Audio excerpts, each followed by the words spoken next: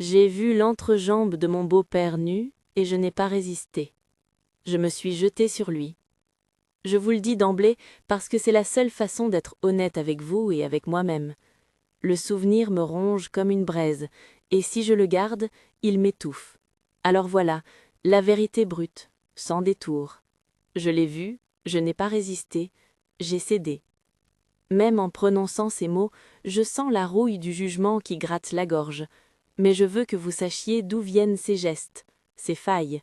Je veux que vous sentiez, pas pour justifier, mais pour comprendre comment une femme de 52 ans, veuve depuis 2 ans, peut basculer. Avant d'aller plus loin, que vous soyez ici par simple curiosité ou par une compassion discrète, si vous voulez que je raconte comment ça s'est terminé, abonnez-vous. C'est tout ce que je demande pour continuer à raconter. Ma maison ressemble encore à un mausolée. Les photos sur les murs sont comme des sentences. Antoine souriant à la mer, Antoine tenant ma main devant l'église, Antoine coupant des branches dans le jardin, au printemps. Je passe devant ces images chaque jour, et parfois je m'arrête, comme on stoppe une horloge qui bat trop vite. Après sa mort, la maison a gardé sa forme, mais elle a perdu son cœur. Les pièces sont des chambres à témoins, les rideaux tirés ne laissent entrer ni soleil ni mensonge.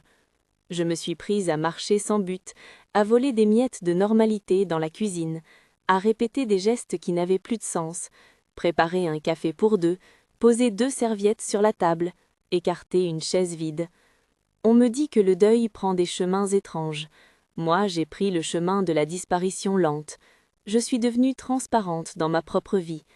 Les gens du quartier saluaient d'un signe de tête, comme on salue une plante. Ma fille, Julia, m'appelait plus rarement. Entre son travail et ses obligations, elle distribuait ses visites en petites parcelles. Elle m'aimait, mais l'amour des enfants est souvent un calendrier d'appels manqués. Je ne cherchais pas l'attention, je cherchais une présence qui me reconnaisse encore comme quelqu'un sur qui s'appuyer. C'est dans ce vide que Marc est arrivé. Marc était le beau-père, oui, le père d'Antoine, le patriarche du passé, celui qui, par pudeur et habitude, avait toujours gardé une distance respectueuse. On l'appelle beau-père par devoir de langage, mais il était surtout un homme qui avait connu ma vie auprès d'Antoine depuis toujours, aux fêtes de famille, aux fêtes des récoltes, aux commémorations. Il habitait à quelques villages de là, sur la colline où les maisons tiennent debout grâce à des mains qui ont travaillé la terre. Après l'enterrement, il a commencé à venir plus souvent, d'abord par politesse, ensuite par nécessité. Il m'apportait des courses, réparait la gouttière qui menaçait de fondre, élaguait le vieux chêne dont l'ombre envahissait le salon. Il était plus âgé que moi d'une génération, mais il avait une manière d'être qui n'était pas imposante ni tendre de manière gratuite. Il parlait peu, ses silences étaient denses. Sa voix, quand il parlait, avait la couleur d'un objet familier qu'on retrouve au fond d'un tiroir, un vieux couteau, une montre qui a survécu aux intempéries. Il sentait le tabac sec et le savon de la campagne. Ses mains étaient creusées, mais efficaces. Elle savait ouvrir un pot, tenir un escabeau, effleurer une branche sans la casser. Au début, nos interactions étaient mécaniques. Merci, entrez, je vous offre un café, non, je ne veux pas vous déranger. Puis, petit à petit, ces échanges se sont allongés. Il restait parfois, assis à la table de la cuisine, tandis que je terminais de ranger les assiettes, et nous partagions un silence qui, contrairement au silence de la maison, ne faisait pas vide, mais permettait. Il écoutait quand je parlais d'Antoine comme on écoute une vieille chanson qui nous ramène à un été. Il ne jugeait pas mes larmes, il ne cherchait pas de solution miracle. Il laissait la place au chagrin comme on laisse une chaise pour un invité. C'était peut-être cela qui a commencé à me détourner de la solitude, la simple permission d'exister, sans injonction. Je ne veux pas enjoliver, je ne veux pas mettre des guirlandes autour de gestes qui, vus de l'extérieur, semblent condamnables. Mais je dois dire que j'ai retrouvé en lui quelque chose d'étonnamment vivant, un regard qui se posait sur moi sans pitié ni complaisance, une manière de remarquer mes doigts qui tremblaient quand je versais le thé, de comprendre sans tout verbaliser que ma vie n'était plus la mienne. Quand on a été marié presque 30 ans, le corps oublie parfois comment demander. Il attend juste qu'on lui redonne la permission. Avec Marc, il y a eu cette permission volée ou offerte, selon le point de vue. Les jours s'égrenaient en rituels. Nous prenions le café ensemble, puis il partait dans son jardin, et moi je restais à la maison à rassembler des souvenirs. Parfois, après le dîner, il me proposait d'installer les rideaux qu'il avait rapportés de la ville. Il montait sur une chaise, et moi, en dessous, je lui passais les outils. Nos corps se trouvaient dans le même espace, pas de façon dramatique, mais comme deux astres qui, pour une nuit, décident de partager une orbite. C'est dans ces petits partages que le désir s'est infiltré, non pas comme un éclair, mais comme une mousse qui monte doucement, imperceptible jusqu'au moment où elle déborde. Il y a des images que je n'oublierai jamais.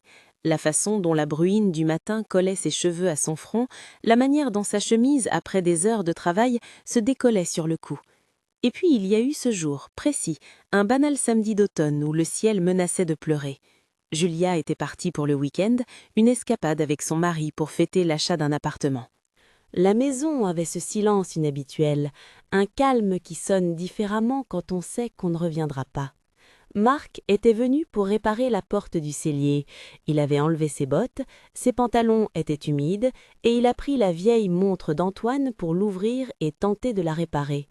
Nous avions travaillé côte à côte, sans grands mots, puis sans que nous le planifions, nous avons décidé de nous asseoir pour déjeuner. J'avais préparé une soupe, des morceaux de pain, le repas simple qu'on fait quand on veut que la table soit hospitalière sans ostentation.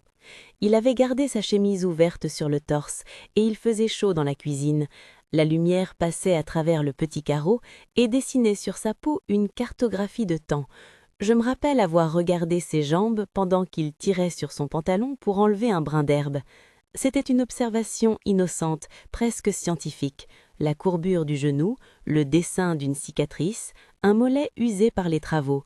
Ce regard a réveillé quelque chose de si ancien en moi que j'ai d'abord cru que c'était la mémoire qui se manifestait, la mémoire d'un corps qui aimait.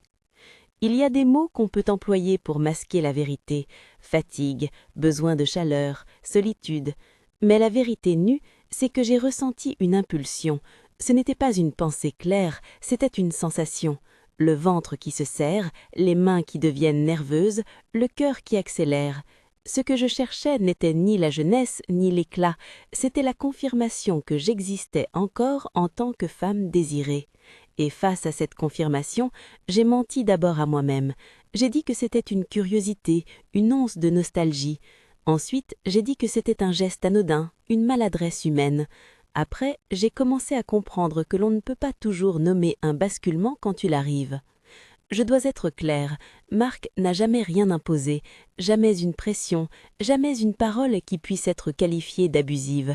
Il m'a offert de l'attention, un espace où je pouvais déposer ma colère et mes regrets. Il n'a pas profité de moi. Il m'a plutôt tendu un miroir et je n'ai pas aimé ce que j'ai vu. Il y a un monde entre la compassion et la tentation, et nous y avons navigué sans carte. Peut-être que mon corps, en deuil, a saisi toute approche affectueuse comme une bouée. Peut-être que lui, veuf d'un autre temps, a cherché à consoler une femme qui lui rappelait sa famille. Nous étions deux personnes celles qui avaient appris à faire avec l'absence. Je me souviens du premier contact qui a compté. Ce n'était pas spectaculaire, un doigt qui frôle une manche, un genou qui effleure un genou sous la table. C'est dans ces frôlements minuscules que tout a commencé à basculer. Ce soir-là, la pluie tambourinait sur le toit et la maison semblait plus petite, plus intime. Nous avons éteint la radio et laissé la conversation couler comme une eau tiède. Je racontais des anecdotes sur Antoine, des petites choses ridicules, comme sa manie de toujours ranger les tasses à l'envers, et lui riait doucement. À un moment, il m'a touché la main pour me montrer une tache de peinture, et sa main est restée.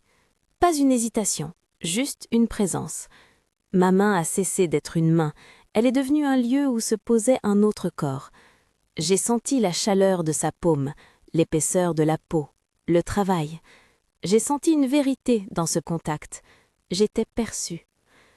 Après ce soir, les gestes se sont multipliés, pas de façon orchestrée, mais comme si la routine s'était muée en une chorégraphie clandestine. Nous partagions des tasses de café à des heures étranges, nous nous retrouvions pour réparer un meuble, nous rions à des plaisanteries que personne d'autre n'entendait. Il y avait des moments où je sentais la culpabilité me piquer l'arrière-gorge, et d'autres où je laissais le monde s'étioler autour de nous. J'étais prise entre deux forces contraires, l'obligation morale d'être fidèle à la mémoire d'Antoine et la nécessité animale de ne pas ignorer ce qui me faisait revivre. Vous devez savoir que j'ai passé des nuits à me parler à moi-même, à essayer de comprendre. Je ne suis pas une femme sans principe, mes mains connaissent la vérité du travail, et mon cœur connaît ce qu'est un respect d'un couple. Mais le deuil m'avait vidé. L'absence d'Antoine n'était pas seulement une perte d'un partenaire, c'était la perte d'un rôle. Qui étais-je sans la personne qui me tenait la main dans la nuit? J'ai cherché une réponse, et j'ai trouvé une solution temporaire, dangereuse peut-être, qui effaçait la douleur par une présence. Je n'essaierai pas de dramatiser ce qui a suivi. Ce n'était pas une succulence passionnée digne d'un roman, c'était maladroit, précipité, pétri d'acompte. J'ai ressenti une bascule intérieure, comme si on tirait un rideau sur un acte qui n'était pas planifié, mais qui se produisait parce que les conditions émotionnelles étaient mûres. Et pourtant, même dans ce moment, mon esprit me criait des avertissements. Ta fille pourrait savoir, c'est ton beau-père, la famille. Ces injonctions étaient comme des clous dans une planche, et je tentais de marcher dessus sans me blesser. Je me rendais compte de la gravité de ce que j'étais sur le point de faire, plus tard encore qu'au moment même. Le lendemain, j'ai tenté de m'excuser à moi-même en accomplissant des tâches ménagères avec une intensité presque maniaque. J'ai nettoyé la maison jusqu'à faire briller la poignée de la porte. J'ai rangé tous les papiers d'Antoine, comme si l'ordre pouvait recoudre ce qui était déchiré. Mais la honte n'est pas une poussière qu'on balaie, elle s'accroche aux fibres. Chaque fois que Marc entrait, mon estomac se contractait, comme un mécanisme d'alarme que je n'arrivais plus à couper. Et pourtant il revenait, encore et encore, pour réparer, pour apporter du pain, pour être une présence sans jugement. Sa normalité était ce qui me perturbait le plus. Il y a eu des jours où j'ai pensé rompre, où j'ai rêvé de chasser ce secret comme on jette un vêtement mouillé. Mais les secrets, une fois logés, trouvent des angles où se tenir. Ils deviennent complices du quotidien. J'ai commencé à écrire des lettres que je n'ai jamais envoyées, des confessions que je pliais et rangeais dans un tiroir, comme des petits cris muets. Parfois, je parlais à Antoine comme s'il pouvait m'entendre, et je lui demandais pardon en pensée, sachant que cela ne suffirait pas. D'autres fois, j'imaginais des scénarios où tout s'éclairerait et où la famille nous pardonnerait, mais ces rêveries sonnaient creuses et irréalistes. Le pardon ne s'obtient pas en souhait, il se gagne et se mérite, ou parfois il ne vient pas du tout. Je veux que vous compreniez aussi que je n'ai jamais cherché à blesser Julia. Son sourire m'est sacré, sa confiance un trésor. Si je dis cela, c'est pour que vous sachiez que mes actions ne sont pas nées d'un désir de trahir, mais d'un besoin maladroit de combler un vide. Nier la douleur que j'ai causée serait me mentir plus profondément que n'importe quel mensonge que j'ai pu proférer jusque-là. Je savais, très tôt, que si cela venait à être découvert, les conséquences seraient immenses. Divorce, rupture, regard qui fuit. Cette connaissance n'a jamais été absente. Elle a pesé sur chaque caresse, chaque instant volé. Et puis il y a eu ce moment précis, il y a quelques semaines, qui a tout changé. Julia partait pour un long week-end avec son mari. Elle avait laissé les clés sur la console, comme elle le faisait parfois sans y penser. Marc était venu pour me dire au revoir avant de reprendre la route. Il se tenait dans le couloir avec son sac à dos. La pluie avait lissé sa barbe. Nous avons échangé quelques banalités, puis tout s'est précipité. Peut-être que c'est la combinaison de la solitude, de l'odeur du savon sur sa peau, du mouvement de la pluie sur la vitre qui m'a fait basculer. Peut-être que j'avais déjà franchi le point de non-retour dans mon esprit et que ce jour n'a fait qu'enlever le voile. Il s'est dévêtu pour se changer, sans intention autre que celle d'être plus à l'aise. Il n'y avait rien d'obscène dans sa manière d'être nu. C'était la nudité d'un homme âgé, d'un homme qui n'a plus envie de plaire, seulement d'être lui. Et pourtant, devant cette simplicité, quelque chose en moi a cédé. Je l'ai regardé. J'ai vu, sans l'ornement du tissu, la vérité d'un corps marqué par le temps. J'ai senti une impulsion irrésistible, viscérale, ancienne comme la chair et honteuse comme le secret. Je me suis levée et, avant que ma raison ait vraiment pu parler, je me suis jetée sur lui. Je m'arrête ici, parce que c'est le point à partir duquel les choses deviennent trop difficiles à dire d'un seul souffle. Je ne veux pas feindre une maîtrise que je n'ai pas. Je veux laisser le silence peser sur ces mots pour que vous compreniez que le récit n'a pas été léger jusque-là, et que la suite demande une honnêteté que je refuse d'esquiver. Mais je ne peux pas écrire la suite sans perdre la respiration. Je veux reprendre le fil précisément à partir de ce geste, parce que c'est là que le monde s'est fendu en deux pour moi et que chaque pas depuis lors a été une tentative maladroite de recoller les morceaux. Quand je me suis jetée sur lui, tout s'est passé en une fraction de seconde et pourtant le temps s'est étiré comme une laine qu'on tire trop fort. Je me souviens de la surprise sur son visage, de cette étincelle d'incompréhension qui a vite cédé à la prudence. Il n'y a eu ni cri ni mouvement brusque, il y a eu un effondrement tranquille, une rencontre douloureuse entre deux solitudes qui se cherchent. Il m'a tenue sans effort, comme on retient un vase qui menace de tomber. Je me souviens de mon propre cœur qui tambourinait dans mes oreilles, de mes genoux qui se pliaient, de la chaleur hors saison qui m'a envahi. Puis la raison est revenue, lente et lourde. Je me suis détachée de façon presque mécanique. Nous étions là, côte à côte, comme deux étrangers surpris dans une pièce à la lumière crue. L'absurdité de la situation, deux adultes, de la famille, dans un silence qui pesait comme du plomb, m'a frappé avec une violence qui m'a donné des nausées. Marc a murmuré quelque chose, une phrase courte, sans reproche apparent. « On ne peut pas. » Je ne le laissai pas continuer. J'ai pris mes mains, je les ai regardées comme si elles appartenaient à quelqu'un d'autre, puis je me suis réfugiée dans la salle de bain. La douche fut un rituel de tentative de purification. L'eau chaude battait ma nuque, entraînant la saleté, la honte. Je me disais que c'était possible. Mais la honte n'est pas soluble. Elle reste collée, opaque. J'ai frotté jusqu'à ce que ma peau rougisse, j'ai lavé mes cheveux avec une attention frénétique, comme si chaque mouvement pouvait défaire l'irréparable. Entre la vapeur et le brouillard, je me suis tenue devant le miroir. Mon visage était là, mais il sembla appartenir à une autre vie. Des cernes, une bouche amaigrie, des yeux qui avaient connu trop de veillées. Je me suis murmuré des reproches que je ne savais pas prononcer à voix haute. « Pourquoi ?» me suis-je demandé. « Comment as-tu pu ?» Quand je suis sortie, Marc n'était plus là. Sa veste pendait sur la patère, comme si aucune décision n'avait été prise. Sur la table, la montre d'Antoine reposait à demi ouverte, ses rouages semblant me regarder. Je l'ai prise, comme pour me raccrocher à quelque chose d'intact, une relique. La maison, d'habitude si pleine d'ombres patientes, m'a semblé à présent une scène où chaque objet aurait un avis. Les rideaux, qui jusque-là protégeaient la vie privée, me faisaient l'effet d'un tribunal. J'ai préparé mon thé, mais je n'ai pas eu la force de boire. Les heures qui ont suivi furent habitées d'une étrange fausse normalité. Nous avons agi comme si rien ne s'était passé, comme si un voile avait été tiré entre l'événement et le monde extérieur. Nous avons prononcé des banalités légères, comme on soigne une verrue qui fait mal à regarder. Marc a aidé à ranger la cuisine, m'a aidé à replacer la montre dans son petit écrin. Il a dit « Il faut que ça reste entre nous ». Je n'ai pas su si c'était une demande, une protection ou une proposition. J'ai acquiescé par peur plus que par accord. L'idée d'exploser tout de suite m'était insupportable. J'avais peur de Julia, j'avais peur d'elle plus que de n'importe quoi, car je savais que ce secret toucherait sa chair. La première nuit après notre geste, je me suis réveillée en sursaut, la main sur ma poitrine, croyant entendre les pas d'Antoine. Le silence de la maison semblait plus étouffant que jamais. Je me suis levée et j'ai allumé la lampe du salon. Au fond du couloir, la silhouette de la montre posée sur l'étagère me rappelait qu'il y avait une vie avant le basculement. J'ai écrit ma première lettre.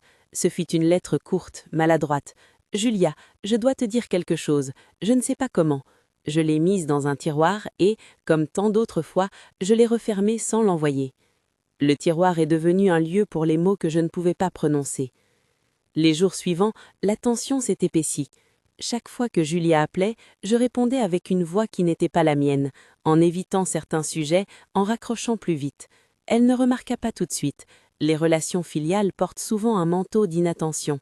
Les parents sont supposés être stables, immuables. Mais il arrive un moment où l'effraction devient visible, même à travers le voile de l'habitude. Une semaine plus tard, Julia nous téléphona en disant qu'un problème de travail l'a forcée à retourner plus tôt d'un déplacement. Elle allait être chez nous le soir même. L'annonce de son retour fut comme un coup de masse lancé dans une vitrine. Marc, lorsque je le lui ai annoncé, a pâli. Il a dit avec la plus grande douceur possible « Il faut qu'on dise la vérité ». Sa voix trahissait la même lassitude que la mienne. Nous avons discuté, maladroitement, de ce que dire, de comment le dire. Marc voulait partir, disparaître avant que Julia n'entrât, mais il savait, et moi je savais, que s'enfuir reviendrait à fuir la douleur sans l'assumer. Quand Julia est arrivée, ses valises traînant derrière elle, son sourire était éclatant, ignorant ce que nous avions en réserve.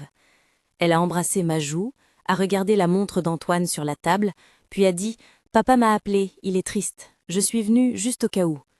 Sa voix portait un mélange d'affection et d'insouciance. Nous avons pris le repas, et je voyais sa main effleurer la table.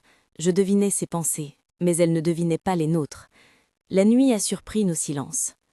Peu après le dîner, Julia a voulu ranger sa chambre d'enfance. Elle a ouvert le tiroir où je rangeais mes papiers. Ses doigts ont heurté la lettre pliée. Elle l'a sortie, l'a dépliée, et n'a pas fini de lire qu'elle me regarda avec un air que je n'oublierai jamais, des yeux devenus durs comme des pierres. « Maman !» Son ton était un mélange d'effarement et d'accusation. Elle a posé la lettre, puis m'a dévisagée. « Qu'est-ce que ça veut dire ?» Je n'ai pas trouvé de voix immédiatement. Tout le travail de justification, de mensonge éventuel, s'est effondré d'un coup. J'ai pris sa main maladroite, tremblante. Les mots sont sortis comme une pluie glacée. Je lui ai tout dit. Je n'ai pas cherché à édulcorer. J'ai expliqué le vide après Antoine, l'arrivée de Marc, les gestes qui ont commencé innocemment, puis l'accélération, et enfin le moment où j'avais cédé. J'ai dit que je regrettais, que je comprenais l'étendue du tort. Julia a fui la cuisine comme si je l'avais frappée.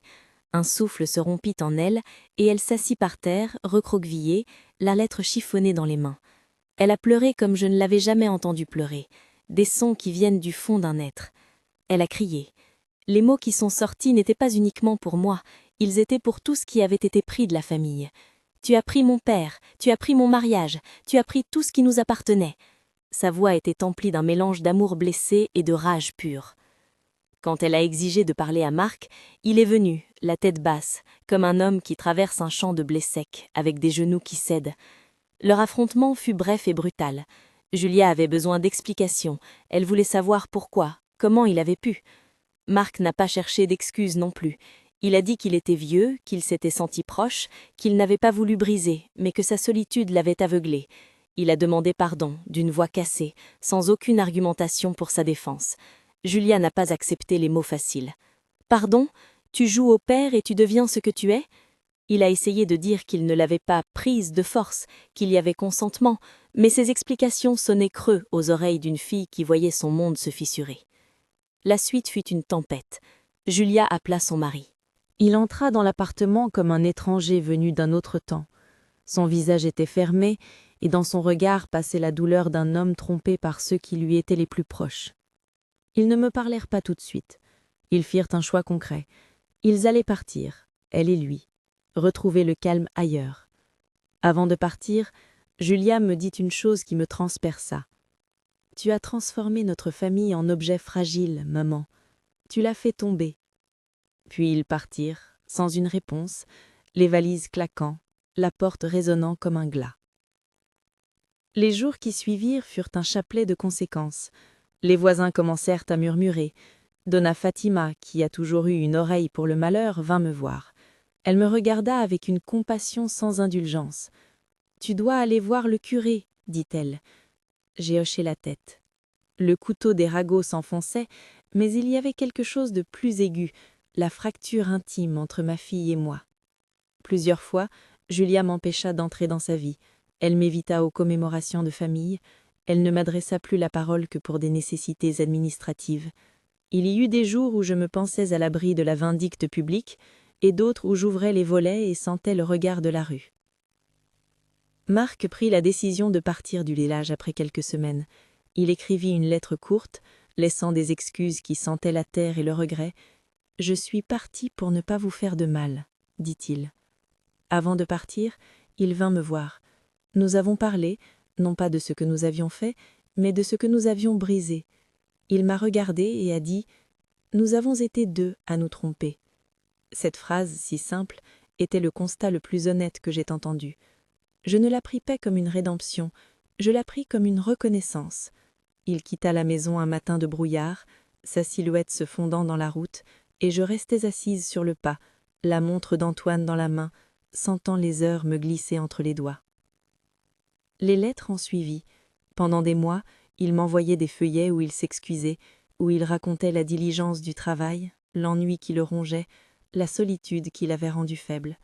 Je conservais ces lettres comme on garde des témoins, non pour m'y accrocher, mais pour ne pas oublier la réalité de l'homme qui était parti.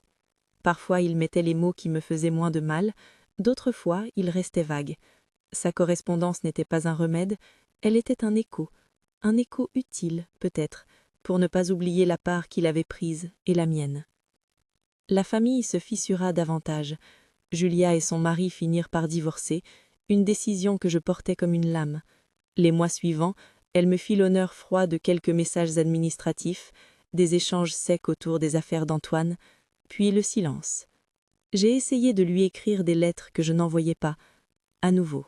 J'ai écrit des « Je suis désolée » qui paraissaient pauvres face à tout le mal. À ses yeux, j'avais trahi quelque chose de sacré, et je ne peux que l'admettre, j'avais trahi. La honte, dans ces premiers temps, prit des formes physiques. Donna Fatima m'aida à planifier des sorties, à reprendre un peu de présence dans le village. Elle m'inscrivit à l'école du dimanche pour donner un coup de main au coin des enfants, non pas avec l'illusion que cela effacerait quoi que ce soit, mais comme un moyen de me tenir debout. Je me suis retrouvée à distribuer des soupes, à donner mes mains pour couper des légumes et à garder des bébés qui ne savaient pas qui j'étais. Il y a une vertu obscure à être utile sans être reconnu. On apprend à exister en dehors des regards qui condamnent. J'ai commencé à me rendre utile parce que le vide que j'avais tenté de combler dans mes bras ne pouvait être remplacé que par un travail sur soi. Un jour, suivant le conseil de Donna Fatima, je suis allée voir le curé. Il s'appelait Père Laurent, un homme qui parlait peu mais qui avait la bonté d'écouter sans taper du doigt. Je me rendis à confession, non pas pour chercher l'absolution facile, je savais que toutes mes fautes n'auraient pas de remède miraculeux, mais pour poser mes mots et entendre d'un autre l'écho de la responsabilité. Je lui dis tout, et quand il posa ses mains sur ma tête, il ne prononça pas la phrase magique qui efface. Il a simplement dit « Tu dois vivre avec ce que tu as fait et tu dois le réparer tant que tu peux. » Il m'orienta vers un groupe de soutien pour ceux qui vivent la solitude et la perte, un cercle où l'on parle de deuil et des pièges qui s'y trouvent. C'était loin d'être une solution, mais c'était un début. La reconstruction, quand elle est sincère, n'est jamais spectaculaire. Elle consiste en une série de petites décisions que l'on prend chaque matin. J'ai appris à m'imposer des rituels de réparation, aller au marché, parler à la caissière, aider un voisin à porter du bois. J'ai repris le jardin. Planter quelque chose après avoir perdu temps m'a paru un acte de foi minuscule. Choisir de croire qu'il y aurait encore des saisons. Les pots de fleurs, les semis, le geste de creuser, tout cela m'a appris la patience. J'ai planté des rosiers en mémoire d'Antoine et des aromates pour ma cuisine. Le jardin ne me pardonna pas d'un coup, mais il me donna des heures où mes mains avaient une tâche précise et non plus seulement des gestes qui fuyaient. Écrire a été peut-être la plus difficile et la plus nécessaire des choses. J'ai commencé un carnet, non pas pour me défendre, mais pour nommer ce qui m'était arrivé. J'écrivais la vérité chaque jour, même les moments les plus hideux. J'écrivais les dialogues que je n'avais pas eus, les excuses que je ne pouvais prononcer, les souvenirs qui revenaient à la surface. Parfois j'y versais ma colère, parfois ma tendresse. Avec le temps, ces pages sont devenues une cartographie de ma honte et de mes efforts. Elles me permirent de me regarder avec une honnêteté que personne d'autre ne me forçait à adopter. Les amis ne revinrent pas tous. Certains prirent leur distance, effarés par la tristesse de la situation. D'autres me contactèrent timidement, comme si la relation pouvait être rapiécée par des petites attentions horaires. Il y eut aussi des gestes inattendus, une ancienne collègue qui m'invita à une sortie, une voisine qui laissa une tarte sur le pas de la porte. Ces choses m'ont rappelé que l'existence sociale n'est pas tout noir ou tout blanche, elle est faite de nuances, de personnes qui partent et d'autres qui restent. Avec le temps, Giulia accepta finalement une rencontre. C'était des mois après, un après-midi d'hiver où la lumière était pâle et le parquet grinçait comme un vieux bateau. Elle entra, sans mari, le visage bouffé, la peau plus dure. Nous nous sommes assises face à face, presque à la bonne distance. J'ai commencé par dire encore une fois « Je suis désolée ». Elle m'a arrêtée. « Les mots ne suffisent plus, maman. Je veux comprendre pourquoi tu as pris ce chemin. » Alors je lui ai raconté, sans chercher à me disculper, le vide, le froid des nuits, le besoin de sentir que mon corps servait encore à quelque chose. J'ai parlé aussi des regrets et des remords, et de la douleur de l'avoir perdu. Elle m'écouta comme on écoute une personne qui est en train de mourir doucement, avec la distance du témoin et la douleur du proche. Nous avons parlé longtemps. Il y eut des éclats, des silences, des moments où elle me regardait comme si elle regardait la mer après une tempête. À la fin, elle ne me pardonna pas complètement. Comment aurait-elle pu? Mais elle accepta de ne plus me fuir systématiquement. Elle souhaitait établir des règles, pas d'intimité, pas de rapprochement avec des figures paternelles, une distance claire pour protéger sa propre vie. Je compris et acceptai. Ce fut un début fragile. Il fallut du temps pour que les combats quotidiens deviennent des conversations plus calmes. Nous avons convenu d'un conseil tacite. La vérité, quand elle devait être dite, le serait avec des mots choisis. La foi, qui n'avait jamais été pour moi une échappatoire, devint un lieu pour poser mes questions. Je n'ai pas trouvé d'explication qui me lave, j'ai trouvé un espace pour l'écoute et le travail. Le père Laurent me donna des lectures, des textes sur le pardon, pas pour me dire que j'étais pardonnée automatiquement, mais pour m'inciter à chercher la réparation. J'appris que demander pardon n'efface pas le passé, c'est un acte qui consiste à reconnaître la faille et à accepter les conséquences. J'ai commencé à rencontrer une psychothérapeute, à mettre des mots sur des schémas qui me dépassaient. Certaines phrases me firent mal, parce qu'elles résonnaient avec des vérités que je n'aimais pas entendre. Tu as cherché à remplir un rôle avec une autre présence. Oui. Parfois, être honnête avec soi-même est plus douloureux que n'importe quelle sanction. Il subsistait toujours des instants où la culpabilité me frappait plus fort que la vie. Au marché, je voyais des mères avec leurs filles et j'entendais dans mon cœur des sentences.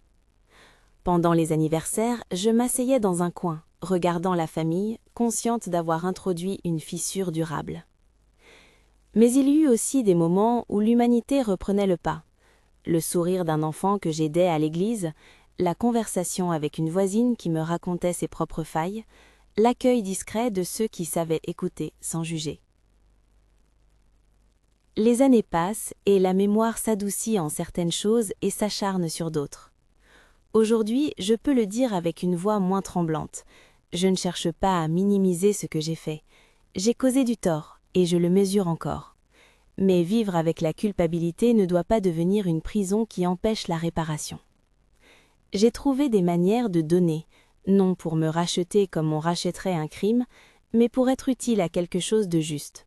Je fais du bénévolat au centre des personnes âgées, je m'occupe d'un jardin partagé, j'écris parfois des lettres anonymes aux personnes qui viennent confier leur douleur à la paroisse. Ces actes ne sont pas des compensations magiques, ils sont des engagements à construire une vie qui porte la marque de ce que j'ai appris. Parfois, je me surprends à sourire sans que la culpabilité m'étreigne tout de suite. Cela ne signifie pas que l'erreur est effacée. Cela signifie que l'on peut apprendre à partager l'espace entre le regret et l'espérance. J'ai continué de garder la montre d'Antoine. Elle repose dans une boîte, mais je l'ai réparée une fois, non pour ressusciter le passé, mais pour affirmer que même les choses brisées peuvent fonctionner à nouveau, d'une façon différente. Je vous raconte tout cela non pas pour vous demander indulgence, je vous le dis parce que je veux que vous sachiez que les fautes peuvent advenir quand on est fragile, et que leur poids doit être porté avec vérité. Si vous pensez que ce récit est un plaidoyer pour la transgression, vous vous trompez. C'est un appel à la lucidité. L'aveu, la réparation et le travail sur soi sont nécessaires. il n'y a pas d'échappatoire honorable au mensonge. La rédemption ne consiste pas à faire oublier, mais à apprendre à vivre sous le regard de la conséquence. On m'a souvent demandé si j'ai honte encore.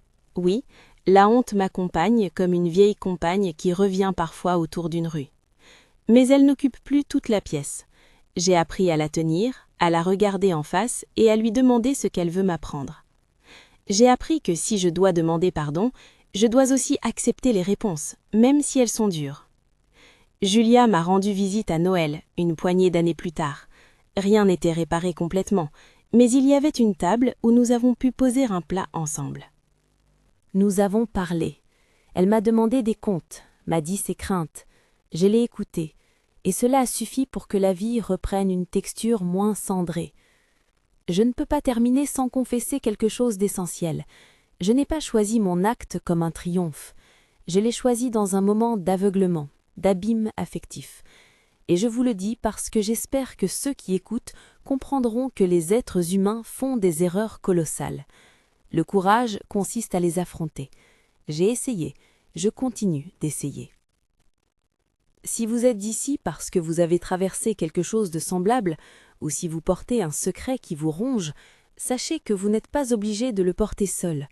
Cherchez des paroles vraies, trouvez des personnes qui écoutent sans vous condamner automatiquement, mais sans vous absoudre non plus. La confession peut détruire certaines choses, mais elle peut aussi ouvrir un chemin, difficile, long, parfois sans retour, vers une vie où l'on apprend à ne plus blesser. Je ne terminerai pas cette histoire sur un mot triomphant, je la termine sur une invitation. Si ce récit vous parle, si vous avez des expériences à partager ou des questions sur le pardon et la réparation, écrivez-les ci-dessous. Racontez comment vous avez fait face à vos propres failles ou comment vous avez aidé quelqu'un à traverser la honte. Si vous pensez que cette histoire peut aider une personne qui se sent perdue, partagez-la avec prudence et compassion. Et si vous voulez suivre d'autres témoignages comme celui-ci, abonnez-vous pour que nous continuions cette conversation ensemble, sans jugements athées, mais avec la volonté de comprendre et d'avancer.